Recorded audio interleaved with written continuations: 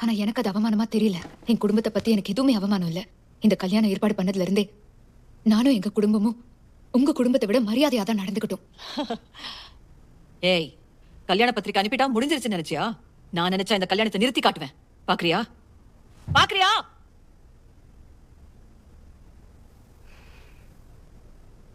எனக்கு இந்த கல்யாணம் வேண்டாம். எனக்கு இந்த வாழ்க்கையும் வேண்டாம். என் அப்பா அம்மாவை கொன்னுட்டு நான் எப்படி உன் கூட வாழ முடியும்? அப்ப இந்த கல்யாணம் வேணா நீ சொல்றியா? யார் நீயா? யார் நீயா? அம்மா பிரச்சனைங்க இன்னும் பெருசு பண்றீங்க, நிறுத்துங்க. இதுக்கு மேல ஏன் வாயை அடக்காத. உன்னோட வாழ்க்கை தான் என்னோட வாழ்க்கை. ஏன்னா நீ என்னோட பிரைட். நீ என்னோட வாழ்க்கை. அவனோட வாழ்க்கை அவனோடது. நீங்க இப்ப வாழ்றதா சொல்ற இந்த வாழ்க்கை முழுக்க முழுக்க அவனுக்கு சொந்தமானது.